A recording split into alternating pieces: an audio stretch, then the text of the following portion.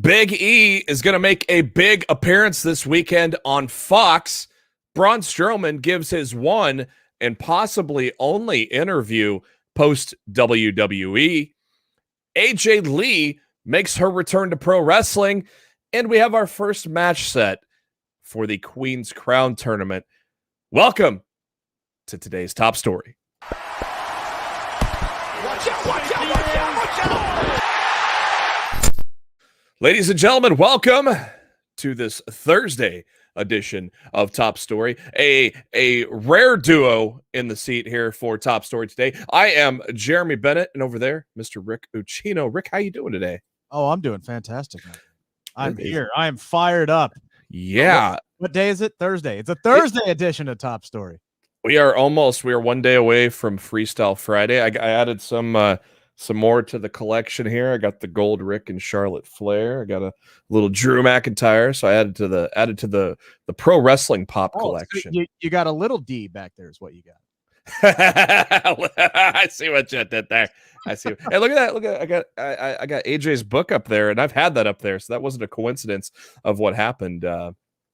Such a moment. Such a great thing that happened last night when that news broke. That made me very, very, very happy. That was tremendous. We'll get to that in just a minute here. Make sure you share the link, or as Kev Kellum says, you stink, as we've got lots going on with Sportskeeda Wrestling. We got recent interviews with Kev and Ring of Honor play-by-play man Ian Riccaboni.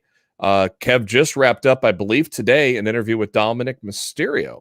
So I think he got some good, interesting information there.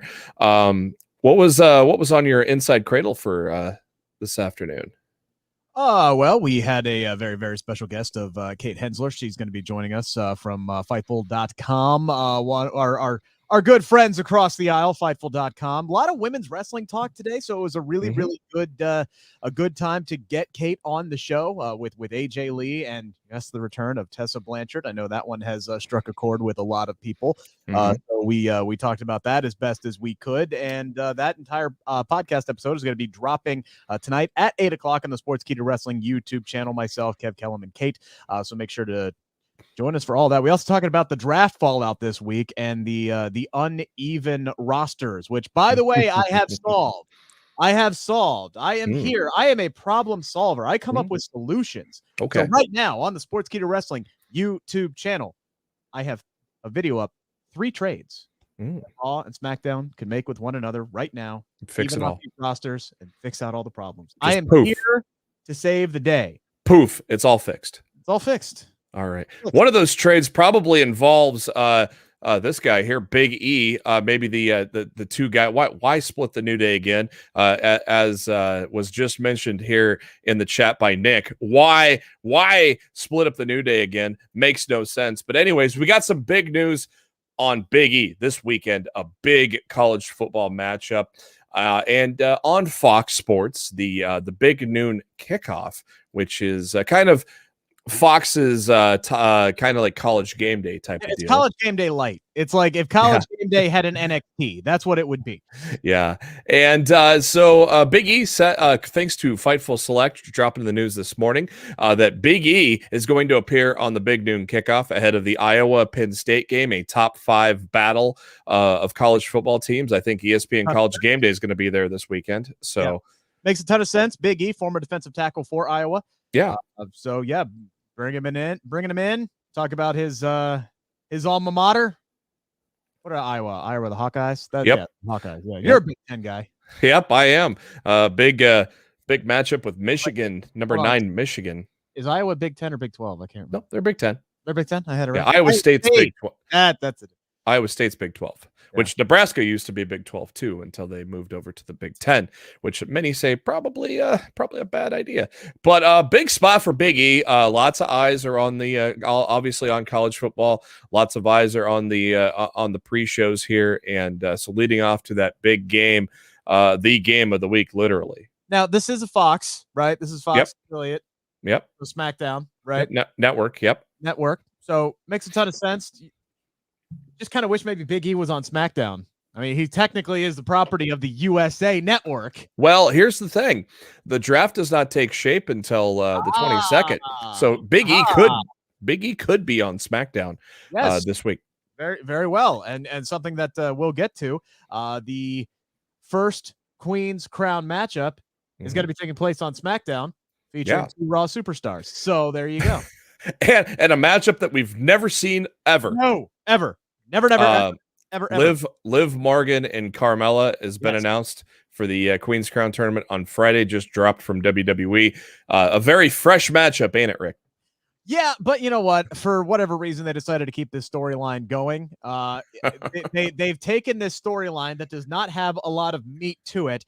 I'm hot, you're not. That's basically what the basic premise of this storyline is, and Carmella, trying to protect the investment, now has a shiny Destro mask. So that is the advancement of this storyline after Liv Morgan. Look, take nothing away from these two. Liv Morgan and Carmella had a hell of a match at Extreme Rules. The crowd really, really into it. The crowd really loves Liv Morgan and really wants to get behind her, which is why it's her time.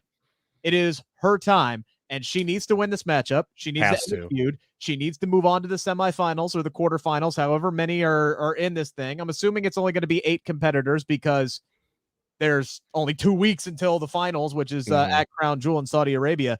Yeah. So she needs to go all the way to the finals. It's her time. Yeah, I mean, my predictions were Xavier Woods and Liv Morgan, so I would definitely love to see both of those play out and win. Amon on the chat here. Did they get rid of Alexa? No, Alexa is going to have surgery on her sinuses, said to be out for a few months. So she's going to be off.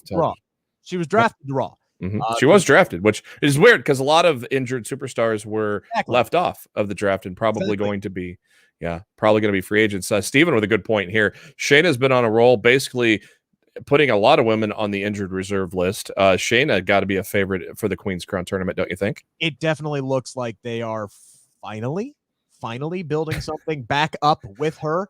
I have said on numerous occasions, I don't think, outside of anybody who was left on television, I don't think anybody's booking was hurt worse by the pandemic than hers. Yeah. She went from being this dominant monster who literally decimated the entire Raw women's division in a single night to fighting Becky Lynch at WrestleMania to, now I'm getting pinned by Dana Brooke inside of 30 seconds. Now I'm getting beat by Naomi inside of 45 seconds. And now I can't even have a match that's longer than 2 minutes with Charlotte Flair. You get where I'm going with this? Yeah. When she was a tag team champion with Nia Jax, when they would lose, it wasn't Nia Jax that was getting beat. It was Shayna Baszler who was getting beat. Her booking got severely worse, even through 2 women's tag team championships. Now she's decimating the lower end of the roster, causing some injuries to a few people, and maybe they're building up something. She's now on SmackDown, separated from Nia Jax. Yeah. That could be a good thing moving forward. And they're writing Nia off of TV too. Apparently Nia is legit injured. No specifications of why Nia is out, but word is that she's going to be out for an extended period of time too. And of course, the joke was that Shayna is just taking out all the women on the roster that can't wrestle. That's not nice. That was the joke that's going around. I didn't make the joke. I'm just relaying it. Hey, that's just not nice. I'm just relaying the joke. Speaking of not nice, Mr. Braun Strowman, Adam Shearer, he competed on the EC3 pay-per-view this past weekend, I believe it was, and sat down for an interview called chatted with Control Your Narrative, basically a spinoff of the Free Your Narrative promotion of EC3s. Basically, Adam Shearer basically said this is his one and only interview he's going to do post WWE. What's that? I said, damn it.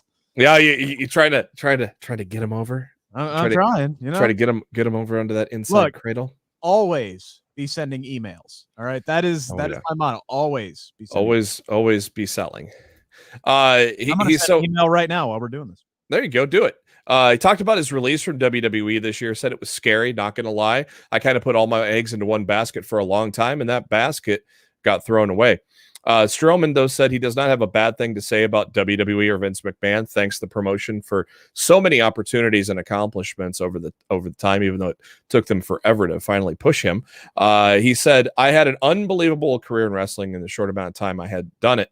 I've never stepped foot into a wrestling ring in my entire life. I stepped into the ring July of 2013. September of 2015, I debuted on Raw the night after SummerSlam in Brooklyn. Had 5 matches under my belt. Might explain why they were kind of careful with him when he had those first few matches and didn't really express the whole move set, so to speak. And then all of a sudden you go, whoa, this guy could do all these moves. Well, it's because he was really green when he when he joined the Wyatt family. Yeah, look, Braun Strowman is exactly the prototype of what Vince McMahon wants a WWE superstar to be, which is why his release was so surprising, which I'm sure it had a lot to do with the price tag. Yeah. This was a guy who was green as hell, right? They plucked him for his body type, for his size, for his athleticism. They plucked him for that and are like, okay, if we could teach this guy how to wrestle, if we could teach this guy how to talk and be a superstar, then we have something with him. And they put time, years worth of it, training, investment. They groomed him up. They made him a world champion. They got him right. He got in the best shape of his life. They got him right to where they wanted him to be. He was finally getting some momentum again. And then they released him. Yeah. I mean, this is exactly what they're looking for now, right? They say, "Oh, well, we don't want independent people. We want to go homegrown. These specimens, these athletes, these large human beings, and we want to groom them into being professional wrestlers." You literally had a guy you did that with that was successful, and you let him go. Yeah, unbelievable. He went on to say, "Everything happens for a reason. I have no hard feelings at all. Everything WWE allotted me in life, and it was ups and downs, hard times, good times, and bad times. Fun, so much fun. I'm indebted to that company and to Vince McMahon because he gave me a shot at a life I could never have imagined."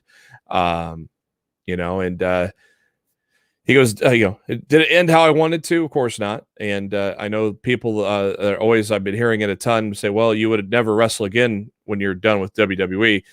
So when I was forced to be done, I said I would never wrestle for another company when I took my boots off for WWE. Well, I never took my boots off. I've never had an opportunity to put them back on and come back to work. And I ain't going to lie, it sent me to a pretty bad place. You guys saw how it was.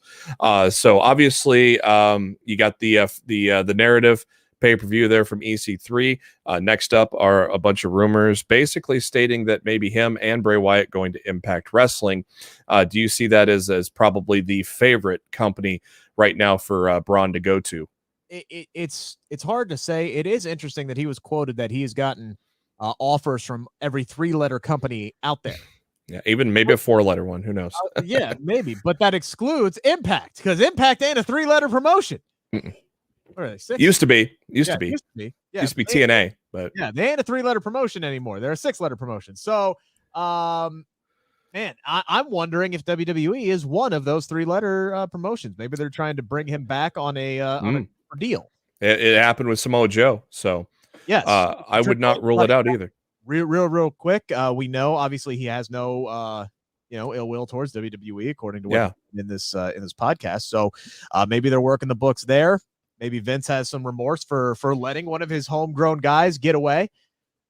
Maybe not. It's going to be interesting. I would put Impact maybe as the favorite right now, but if they're trying to bring in both him and Bray Wyatt, I can tell you right now, that ain't going to be cheap. No, not at all. So it'll be interesting to see how that all plays out with all these free agents that are still out there. You still have the Inspiration, who just got picked up by a major podcasting company too. So yeah, good for them. Yeah, good for them. Maybe they'll wind up over in WoW. I would. You never know. We'll get to that in just a minute. But hey, make sure to engage with the show. Share this with your friends. Give us a little thumbs up, a little any kind of emoji you want to give us, a heart, a crying emoji, angry. If you're angry at what's going on, who knows?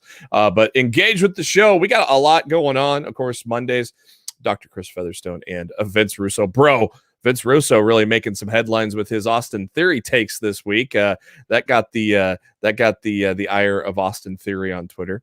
You got the debrief with he also got the ire of Becky Lynch Twitter. What happened there? Oh, I didn't see that. Just him spouting off some opinions of his. Bro. that are wrong, but he's entitled to them. Oh boy. You'll have to watch Legion of Raw every Monday. Yep. Watch Legion of Raw because you got to get your weekly dose of bro, man. Wednesdays, the debrief with Rico and Jose G, and of course tonight, Inside Cradle with Kev Kellerman, that guy over there, Rick Cucino. Tomorrow night will be Smack Talk with that guy, Rick Cucino. SP3. I'm everywhere. He's everywhere. SP3 and of course Dirty Dutch Mantel.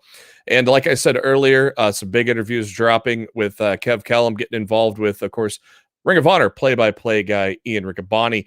Had some great things to say about the reboot of the women's division within Ring of Honor. I mean, they credit to Maria Kellis. Yeah, credit to them. A big whiff when they created Women of Honor. It was a big whiff. They kind of forgot about the division for the most part. It has now been rebooted, and thanks to Maria Kanellis, doing very well. They had a great tournament. They have a great champion right now. So there's a good interview with that. And of course, Kev just wrapped up an interview with Dominic Mysterio. Some good stuff, some good nuggets in that one too. So stay tuned for that to drop. And of course, SK Top Story every weekday. We'll hit that Freestyle Friday and see how many people we can get on camera tomorrow at this time. Be a lot of fun. Final story of the day. I do want to answer this question real quick. Oh, go for it, man. Our regular Christopher Ryan Cooper. Yeah. Rick, what do you think of Liv versus Carmella on SmackDown again? It better be the last damn time, and Liv Morgan better win. If she does not, let me just say that Smack Talk tomorrow, 11:05 Eastern Standard Time, will be much-watched television. It might be I will find a way to light the internet on fire. It might be TVM tomorrow. Oh, we're gonna go Smack Talk after dark right out of the get-go. I cannot promise that will be a PG program if Carmella gets that win. Do you ever talk about Impact Wrestling? Well, we just did actually because we predicted. Of course, Bound for Glory coming up here pretty soon.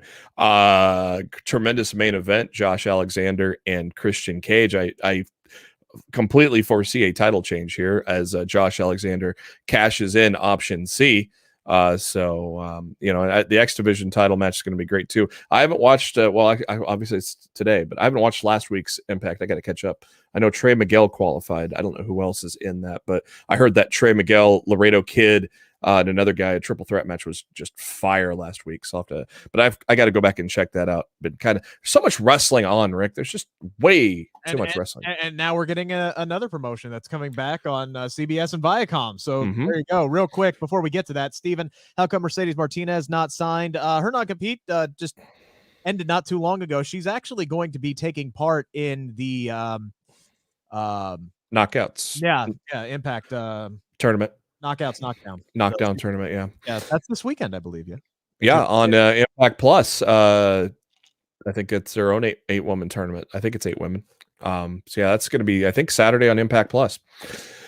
Big news dropping last night. AJ Lee is returning AJ Lee returning to pro wrestling as Wow Superheroes is returning next year.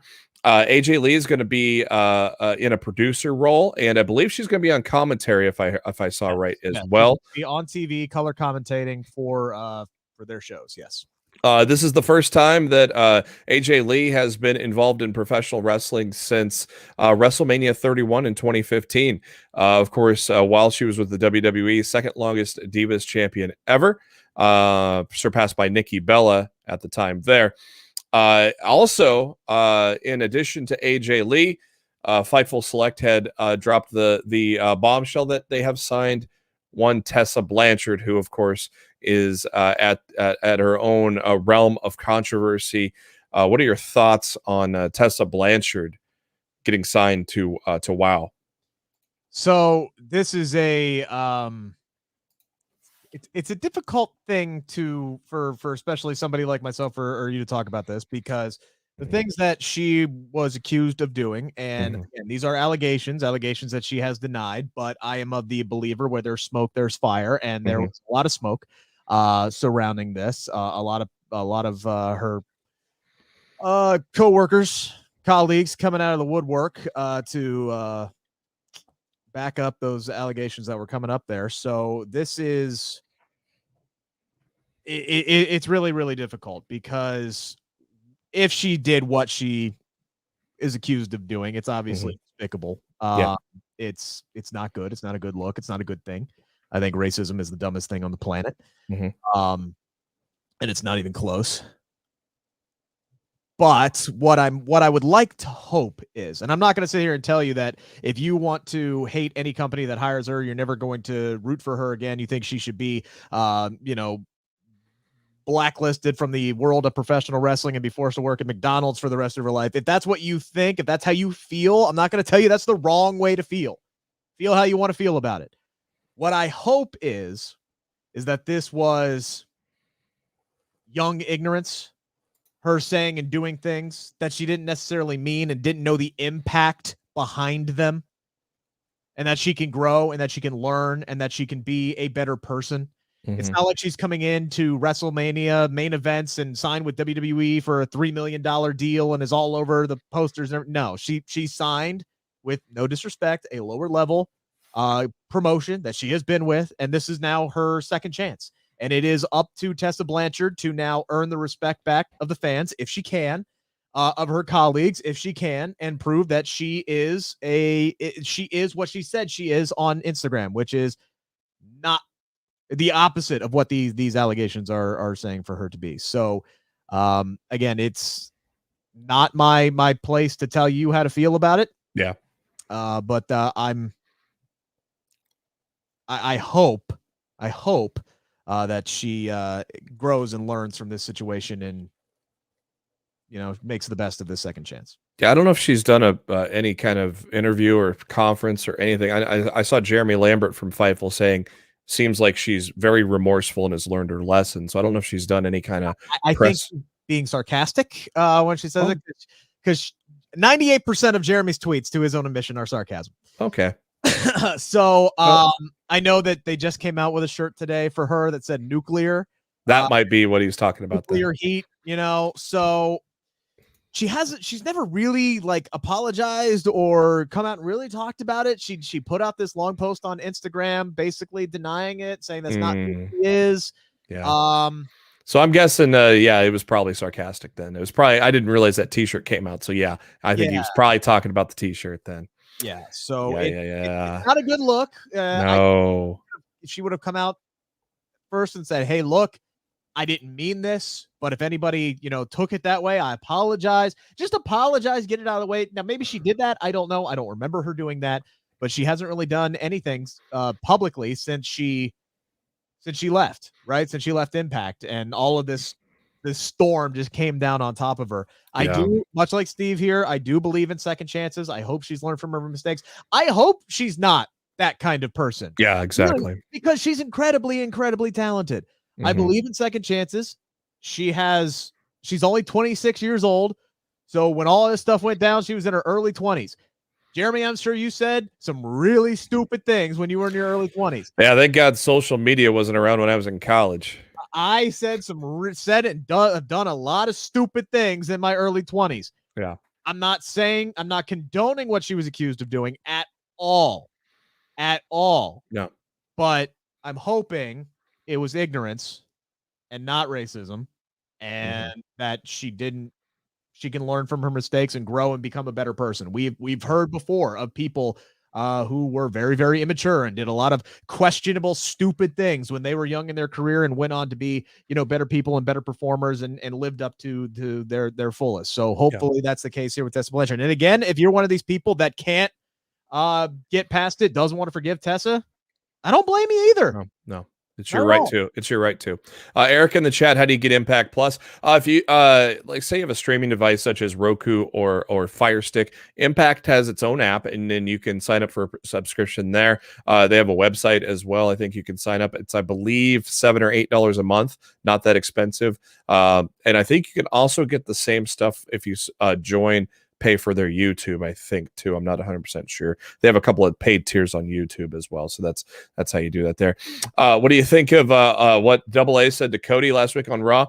That was awesome. Arn's on fire, man. He had a hell of a vignette last night, too, on Dynamite.